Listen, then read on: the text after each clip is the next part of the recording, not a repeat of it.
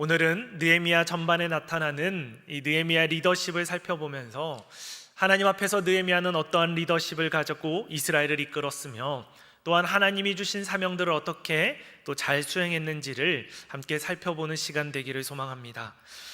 리더십의 중요성은 아무리 강조해도 지나치지 않은 것 같습니다. 제가 살면서 리더십이 정말 중요하구나라는 것을 피부로 느끼고 크게 체감한 곳이 있었습니다. 거기가 어디인 줄 아십니까? 바로 군대입니다. 처음 제가 부대에서 이제 훈련병을 지나고 자대 배치를 받고 이제 부대 갔을 때 계셨던 대대장님의 별명은 천사였습니다. 선임들은 뒤에서도 천사 땡땡땡님이라고 불렀었던 그런 대장님이셨는데요. 기독교인이셨습니다. 그래서 항상 병사들의 이런 고충들에 대해서도 관심이 많으셨고요. 인격적으로 병사들을 대우해 주셨던 분이셨습니다. 유일하게 그럼에도 한 가지 흠이 있다라면 축구를 광적으로 좋아하셔서 일주일에 4-5번을 축구 사역을 했기 때문에 축구를 싫어했던 선임들은 좀 힘들어했던 기억이 납니다. 그래도 대대 분위기가 참 밝고 좋았습니다. 그런데 그 다음으로 오셨던 대대장님은 철저하게 본인의 승진과 진급밖에 모르셨던 분이셨습니다. 그래서 부대 내 어떤 문제나 사고가 터지면 언제나 쉬쉬하고 그것을 덮게 하도록 했고요. 모든 문제의 책임은 다른 사람에게 전가하고 돌리기에 바빴습니다. 그러니 자연스럽게 대대 분위기가 어떻게 변하겠습니까? 서로가 서로의 책임을 전가하고 병사들의 분위기도 삭막해지는 그런 분위기로 바뀌게 되더라고요. 그 전과 이후로 바뀐 것은 단 한 사람밖에 없었습니다. 바로 리더십의 변화였습니다. 그것을 보면서 제가 배운 것이 지휘관, 즉 제일 위에 있는 리더 한 사람의 영향력이 이토록 크구나라는 것을 뼈저리게 깨닫게 되었습니다.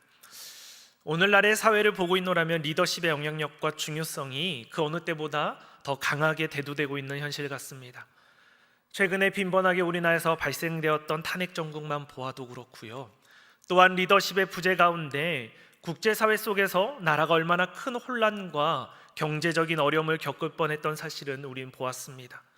이뿐입니까? 교회 안에서도 리더십이 어떻게 발휘되느냐에 따라서 그 교회가 부흥하기도 하고 어려움을 겪게 되는 경우도 쉽게 보았습니다. 이스라엘의 역사나 우리나라의 역사를 보아도 훌륭한 선왕이 나라를 다스렸을 때와 폭군과 폭정을 일삼는 왕이 다스렸을 때를 보면 그 리더십이 미치는 영향력은 더욱 선명하게 비교해 볼 수 있습니다. 그래서 리더십은 정말 중요한 것 같습니다.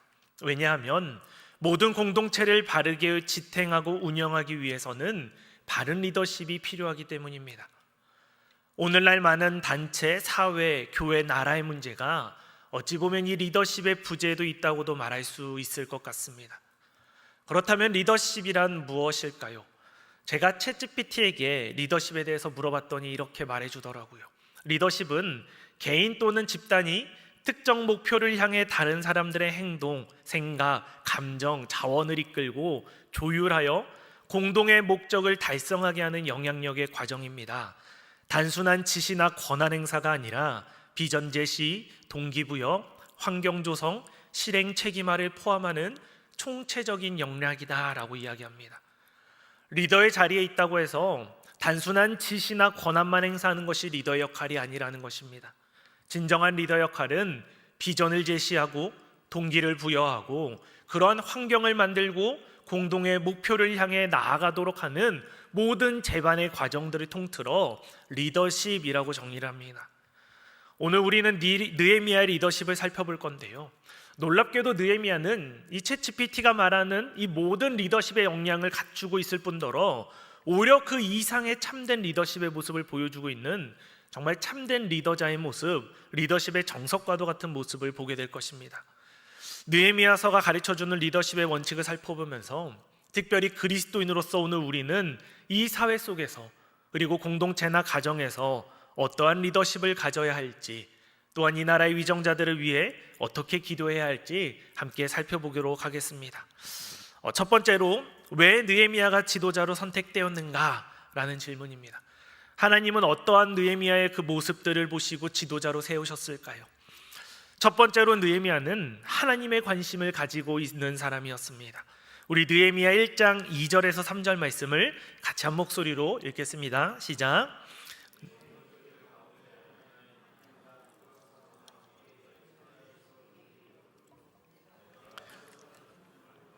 남아있는 유다와 예루살렘 사람들의 형편을 물은즉 그들이 내게 이르되 사로잡힘을 면하고 남아있는 자들이 그 지방 거기에서 큰 환난을 당하고 능욕을 받으며 예루살렘 성은 허물어지고 성문들은 불탔다 하는지라.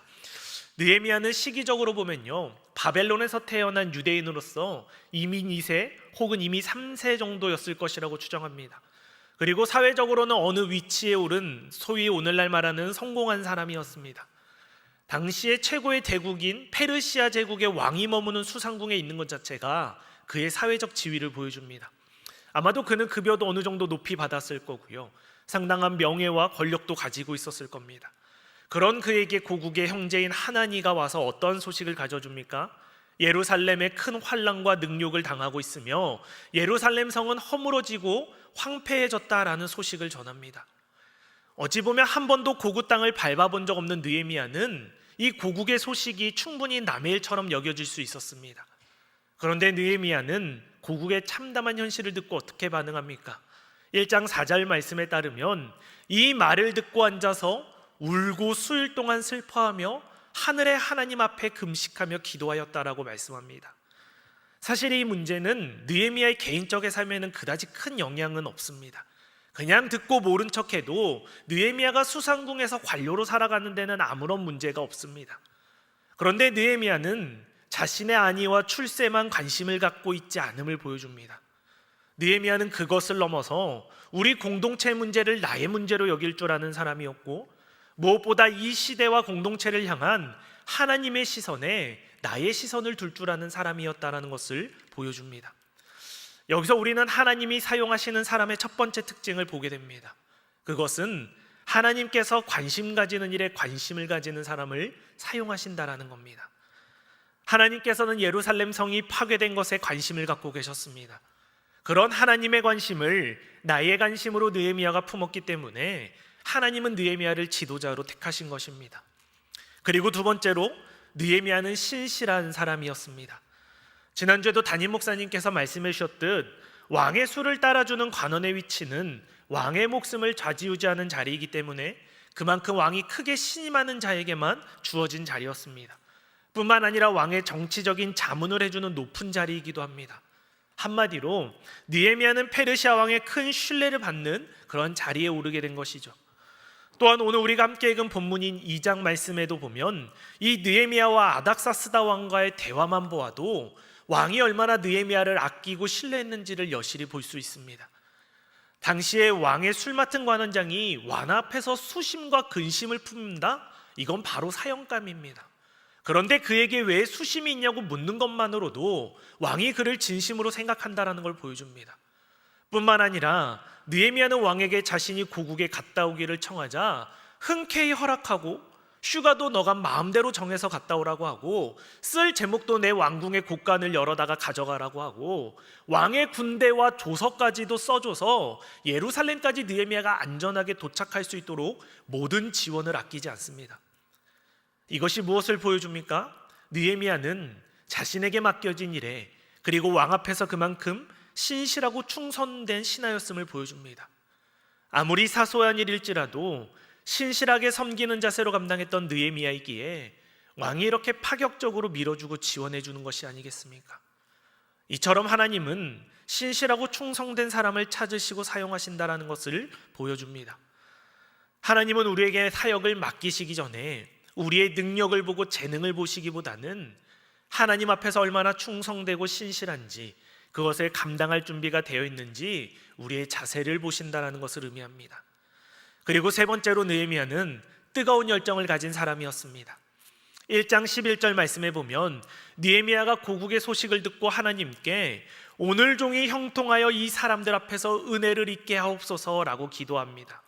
그리고 때가 찼을 때 왕에게 나를 유다 땅 나의 조상들의 묘실에 있는 성읍에 보내어 그 성을 건축하게 해달라고 요청합니다. 여러분, 이건 대단한 배짱이 없이는 할 수 없습니다. 페르시아 왕에게 우리 민족의 성읍을 건축하는 것을 허락해달라고 요청하는 겁니다.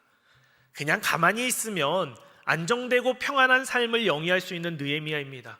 그런데 왕에게 굳이 찍힐 수도 있고 파면을 당할 수도 있고 삶이 무너질 수도 있는데 아니, 애초에 느헤미야는 이러한 건축에 대한 기술도 지식도 없는데 갑자기 고국에 돌아가 무너진 성읍을 짓겠다라고 말하는 것 자체가 느헤미야에게는 큰 위험과 리스크를 안는 일입니다. 그럼에도 느헤미야는 하나님의 관심을 나의 관심으로 가졌고 신실했으며 나아가 기꺼이 내 모든 것을 포기하고 하나님의 일에 뛰어들 열정을 가진 사람이었습니다. 이런 사람을 하나님께서 택하시고 사용하실 수밖에 없지 않겠습니까? 우리는 이를 통해 하나님이 사용하시는 그런 리더의 특징을 발견하게 되죠. 그 기준은 특별한 재능과 능력에 있지 않다 하는 겁니다.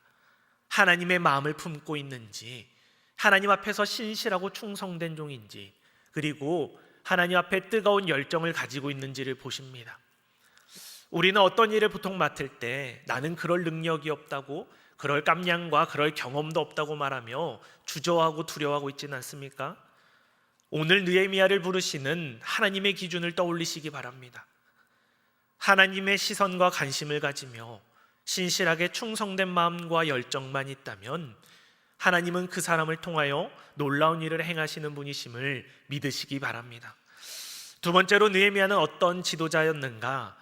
그렇다면 본격적으로 느헤미야의 리더십에 대해 함께 살펴보도록 하겠습니다. 크게 7가지 항목으로 구분해 보았는데요. 첫 번째로 느헤미야는 기도하는 지도자였다라는 것입니다. 느헤미야 1장 4절에 아까 보셨다시피 느헤미야는 고국의 소식을 듣고 수일간 슬퍼하고 금식하며 기도했습니다. 근데 뭐라고 기도했는지 그 5절의 내용이 나오는데요. 우리 5절 말씀 함께 읽도록 하겠습니다. 시작. 이르되 하늘의 하나님 여호와 크고 두려우신 하나님이여 주를 사랑하고 주의 계명을 지키는 자에게 언약을 지키시며 긍휼을 베푸시는 주여 간구하나이다. 이 기도에서 우리는 느헤미야가 하나님에 대한 분명한 믿음과 확신을 갖는 기도를 하고 있다는 걸 엿볼 수 있습니다. 하나님을 어떤 분이라고 고백합니까? 크고 두려우신 하늘의 하나님, 주를 사랑하고 주의 계명을 지키는 자에게 언약을 지키시고 긍휼을 베푸시는 하나님이라고 고백합니다. 뿐만 아니라 6절 하반절에 보면 주는 귀를 기울이시며 종의 기도에 응답해 주실 하나님이시라는 확신을 갖고 기도합니다. 기도의 출발은 하나님이 누구인가를 확신하는 겁니다. 그리고 이것은 하나님을 찬양하는 것으로부터 시작됩니다. 하나님을 찬양하는 것이 기도의 시작이며 응답받는 기도의 비결입니다. 그리고 두 번째는 느헤미야의 기도를 보면 민족의 죄를 자신의 죄로 고백하고 있는 기도를 볼 수 있습니다. 우리 6절과 7절 말씀도 같이 한 목소리로 읽겠습니다. 시작. 이제 종이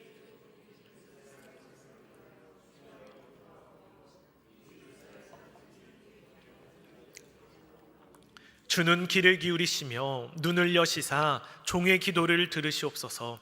나와 내 아버지의 집이 범죄하여 주를 향하여 크게 악을 행하여 주께서 주의 종 모세에게 명령하신 계명과 율례와 규례를 지키지 아니하였나이다. 저는 느헤미야 이 기도가 정말로 참 대단한 것 같은데요. 왜냐하면 느헤미야는 아까 말씀드린 대로 이민 2세군 3세입니다. 그는 고글 땅을 밟은 적 없는 느헤미야가 어떠한 그렇게 대단한 큰 죄를 졌다고 예루살렘 성이 무너졌겠습니까? 자기와는 정말 상관없는 일로 치부할 수 있습니다. 얼마든 내 조상들을 탓하고 고국에 있는 동포들을 탓하며 너희의 죄로 인함이라고 질책할 수 있음에도 느헤미야는 그러지 않습니다. 오히려 그는 공동체 문제를 자신의 문제로 여겼고 우리의 문제로 여겼습니다. 남을 탓하기에 앞서 나 자신 또한 죄의 주범임을 겸손하게 인정하며 자복하는 모습을 보입니다. 그리고 하나님 앞에 우리 공동체의 문제를 나의 문제로 여기며 슬퍼하며 울며 금식하며 회개 기도를 드립니다. 우리도 이러한 느헤미야의 기도를 담길 원합니다. 먼저 남들을 탓하기 전에 나도 그 공동체의 일원으로서 공동체를 함께 바로 세우지 못하고 하나님 앞에 똑같이 범죄했던 내 모습을 먼저 돌아볼 줄 알며 내일처럼 함께 공감하고 뜨겁게 기도하는 모습을 담길 원합니다. 그리고 세 번째로 느헤미야는 헌신의 기도를 드리는데요. 우리 11절 말씀도 함께 읽겠습니다. 시작. 주여 구하오니 귀를 기울이사 종의 기도와 주의 이름을 경외하기를 기뻐하는 종들의 기도를 들으시고 오늘 종이 형통하여 이 사람 앞에서 은혜를 입게 하옵소서 하였나니 그때 내가 왕의 술관원이 되었느니라. 느헤미야 이 기도는요 하나님 앞에 대놓고 나 좀 잘 풀리고 성공하게 해달라는 기도입니다. 그런데 이 기도를 하나님이 들어주세요. 그때 바로 술 맡은 관원장이 되었다 말씀하잖아요. 하나님이 응답해 주셨다라는 겁니다. 왜 들어주셨을까요? 느헤미야는 고국에 돌아가 민족을 다시 세우고 성벽을 세우기 위해선 그에겐 그에 걸맞는 지위와 힘이 필요했기 때문입니다. 왕에게 그것을 요청할 수 있는 어느 정도의 위치와 지위가 필요했고 하나님의 뜻과 사명을 이루기 위한 기도였기 때문에 하나님이 그것을 응답해 주신 것입니다. 이처럼 헌신의 기도는 하나님의 마음을 움직이고 응답받는 기도가 됨을 보여줍니다. 마지막 네 번째로 중요한 문제 앞에서 기도하는 모습을 볼 수 있습니다. 오늘 2장 4절 말씀에 보면요, 이 위기의 순간에 왕에게 정말 중요한 요청을 아뢰야 할 때 느헤미야가 어떻게 행동하냐면 하늘의 하나님께 묵도하였다라고 기도합니다. 하나님께 그 찰나의 순간에도 기도로 도움을 요청했다라는 거예요. 하나님의 일하심이 필요합니다. 하나님의 도우심이 필요한 시점입니다. 도와달라고 요청합니다. 이뿐만 아니라 나중에도 성벽을 재건하고 여러 가지 문제에 봉착할 때마다 느헤미야는 하나님을 찾고 구하며 기도했던 모습을 볼 수 있습니다. 우리 계속해서 새벽에 여호수아서 말씀 나누고 있죠. 여호수아서 말씀에 보면 이 여호수아가 기본 주민들한테 속임을 당합니다. 정말 사실 내용만 보면 속을 수밖에 없습니다. 하지만 그때 여호수아가 놓쳤던 유일한 것이 무엇입니까? 중요한 것을 계약하고 결정하기에 앞서 중요한 문제 앞에 하나님의 뜻을 구하거나 묻지 않았다라는 것에 있었습니다. 중요한 문제 앞에서 하나님의 뜻을 구하고 묻고 나아가는 자들에게 하나님이 역사하시고 도우심을 믿으시기 바랍니다. 느헤미야가 하나님의 일에 귀하게 쓰임받고 놀라운 일을 경험할 수 있었던 가장 근간에 자리한 습관은 그는 언제나 먼저 하나님을 찾았고 구하며 기도했다라는 사실에 있습니다. 느헤미야는 하나님에 대한 분명한 확신과 믿음을 갖고 기도했습니다. 공동체의 문제를 나의 문제로 여기며 기도했고요, 헌신을 위해서 기도했고 중요한 문제 앞에 늘 하나님을 먼저 찾았던 기도의 사람이었습니다. 이처럼 하나님 앞에 귀하게 쓰임받는 지도자는 반드시 기도의 사람이어야만 할 것입니다. 두 번째로 상황에 따라 지혜롭게 대처하는 지도자였습니다. 오늘 우리가 함께 말씀을 읽은 데는 그 바로 다음인 11절 말씀에 보면요, 이 예루살렘에 도착한 느헤미야의 모습을 나오는데요, 12절 상반절에 보면 내 하나님께서 예루살렘을 위해 무엇을 할 것인지 내 마음에 주신 것을 내가 아무에게도 말하지 아니하고 라고 말합니다. 아무에게도 말하지 않고 느헤미야는요, 밤에 나가 조용히 예루살렘의 성벽을 살펴보고 이 조사하는 것을 방백들이 알지 못하도록 신중하고 주도 면밀하게 행하는 것을 볼 수 있습니다. 느헤미야가 예루살렘에 도착해서 가장 먼저 한 일은요, 여러 가지 문제들, 상황들의 문제들을 진단하는 일이었고요, 느헤미야는 이를 어떻게든 처리하고 하게 하기 위해서 자신이 어떻게 행동하고 처신해야 되는지를 알던 사람이었습니다. 그래서 그는 은밀하고 주도 면밀하게 준비하고 실행에 옮겼습니다. 느헤미야는 상황에 따라서 자신이 어떻게 상황 판단을 하고 처신하고 행동해야 되는지를 아는 지혜로운 지도자였다라는 것입니다. 대표적으로 나중에 3장과 5장에 보면 느헤미야는 서로 의견이 다르고 배경이 다른 종족들이 이렇게 다투는 일이 발생할 때요, 그들을 체계적으로 조직을 정비해서 성벽 제거에 협력하게 하는 장면이 자세히 기록되어 있습니다. 뿐만 아니라 계속해서 이제 산발락과 도비야 이런 계셈이 나와서 방해하는데요, 그들의 비난에도 단호하게 대처하며 그들의 방해 속에서도 견제할 부분들은 견제하면서 동시에 성벽 재건을 할 수 있도록 한 손에는 쟁기를 쥐게 하고 한 손에는 무기를 들면서 성벽 재건을 이끌었던 지혜로운 리더십을 보인 사람이 느헤미야입니다. 느헤미야를 보면서 리더는 단순히 인품만 좋아서도 안 되겠구나라는 생각이 듭니다. 서두에 말씀드린 대로 리더십이란 환경을 조성하고 실행에 옮기는 역할도 리더십에 포함된 중요한 덕목이자 필수적인 요소이기 때문입니다. 지혜롭게 대처하며 이를 가능하게 만드는 리더십의 지혜가 지도자들에게도 있어야 함을 보여줍니다. 세 번째로 느헤미야는요, 비전을 제시하고 동기부여를 할 줄 아는 지도자였습니다. 사실 이 예루살렘 성벽을 재건하는 일은 느헤미야가 처음 한 것은 아니었습니다. 이전에도 2번이나 성벽을 재건하려는 시도가 있었지만 모두 다 실패로 끝이 났습니다. 어떻게 보면 이스라엘 백성들은 패배로 이 시리에 빠져 있는데요, 그들에게 다시 한 번 더 또 이것을 실패한 걸 해보자라고 하는 일은 결코 쉽지 않은 일입니다. 어디서 갑자기 나타나서 우리 성벽 다시 한번 지어보자라고 한다면 대개 이런 반응이지 않았겠습니까? 아, 그거 안 된다고. 이전에도 우리가 여러 번 다 해봤는데 그거 다 실패했고 안 됐어. 해봤자 안 될 거야 라고 말하지 않겠습니까? 그런데 느헤미야는 실패에 빠진 백성들에게 어떻게 하냐면 먼저 비전을 제시합니다. 그리고 확실하게 동기부여를 할 줄 아는 리더였습니다. 우리 2장 17절 18절 말씀을 한 목소리로 같이 읽겠습니다. 시작. 후에 그들에게 이르기를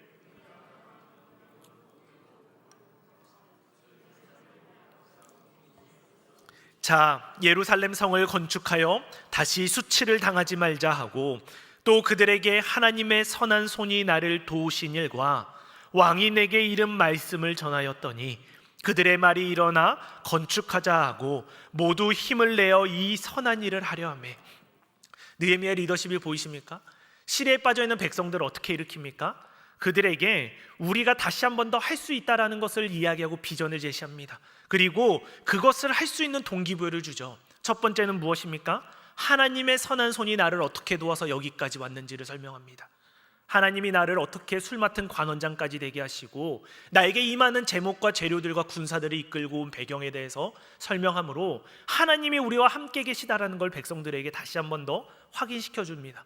뿐만 아니라 왕이 나에게 어떤 일들을 했고 어떻게 나를 도와줬는지, 왕이 도와준 이까지 여러 가지 부분에서 백성들에게 우리는 할 수밖에 없고 분명히 할 수 있다라는 동기부여 비전을 확실하게 제시하는 것이죠.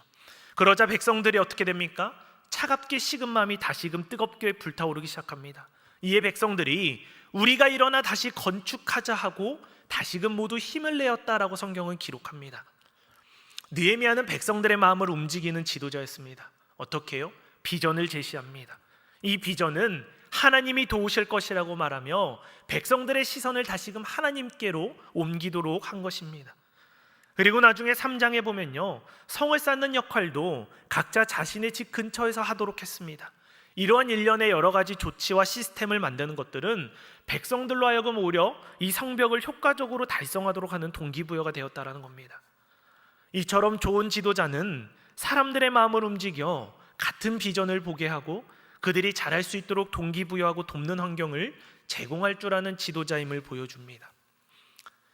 그리고 네 번째로 느헤미야는 섬김의 지도자였습니다.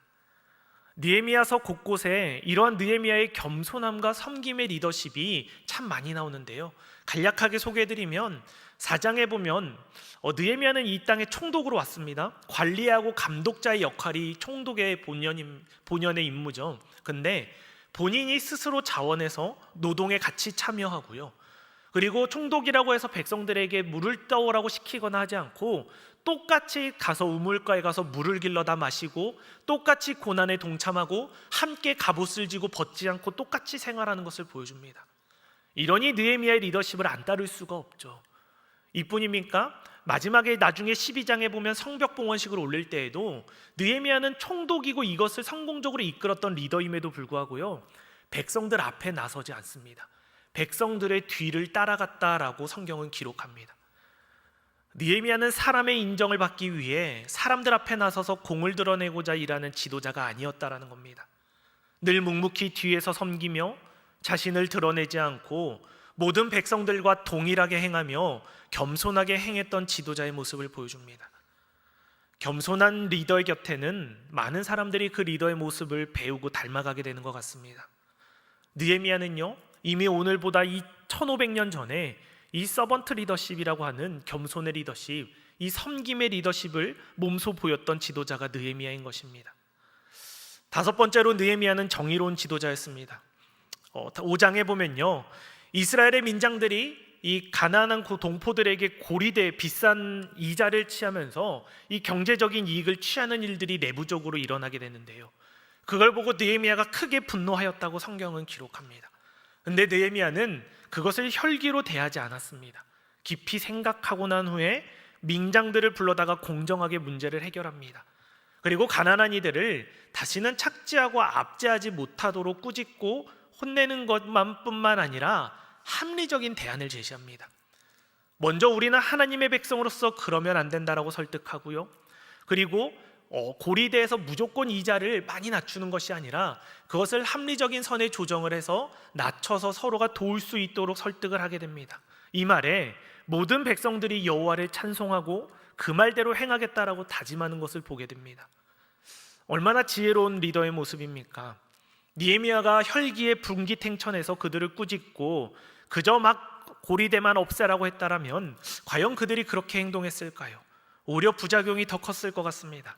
하지만 느헤미야는 우리는 하나님을 믿는 백성이라는 정체성을 일깨워주며 공정한 방법을 제시했기 때문에 수많은 백성들이 함께 화답하며 따르게 된 것입니다.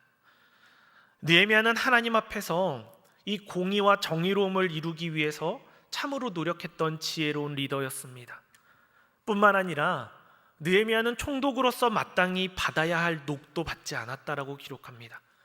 성경에 보면 느헤미야 이전에 있었던 총독은요, 백성들에게 많은 녹을 빼앗으며 압제했다라고 기록하는데요, 느헤미야는 아예 일절 받지 않았다라고 말합니다.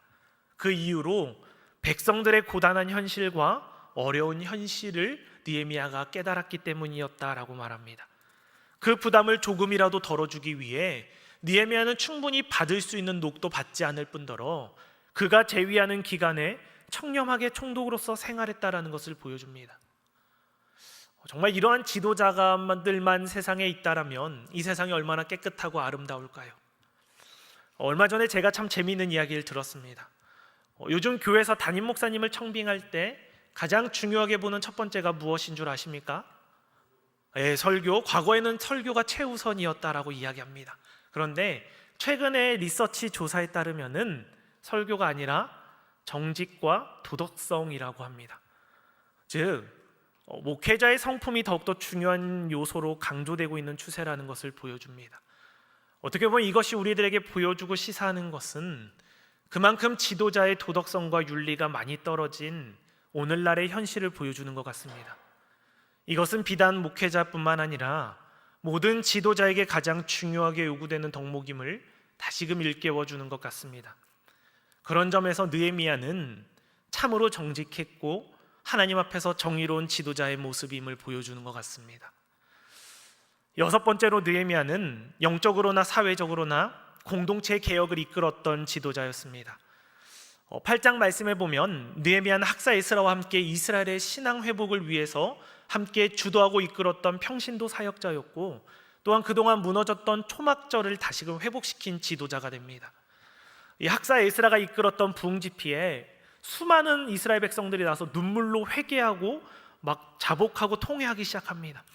자신들의 죄와 조상들의 죄를 자복하면서 이 대부흥 운동이 일어나게 된 것인데요, 그러면서 우리가 하나님 앞에 다시 율법을 세우고 하나님의 성전을 버려두지 않겠노라고, 율법을 지키며 언약 백성으로 살겠노라고 언약을 임봉하고 그렇게 다짐하는 운동이 일어나게 되는데요, 얼마나 아름다운 모습인지 모릅니다.